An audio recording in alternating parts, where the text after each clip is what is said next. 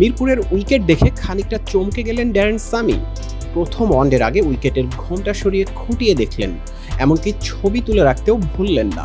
শুধু মূল উইকেটের না, পাশের উইকেটেরও। এরপর যেন মাঠকর্মীকে বোঝাতে চাইলেন উইকেটের অবস্থা। মিরপুরের চিরচেনা ধীর ও স্পিন সহায়ক উইকেট নিয়ে হয়তো একটু চিন্তিতই ওয়েস্ট ইন্ডিজ কোচ, কারণ এই উইকেটেই যে আগামী শনিবার সিরিজের প্রথম ওয়ানডেতে মুখোমুখি হবে বাংলাদেশ ও ওয়েস্ট ইন্ডিজ।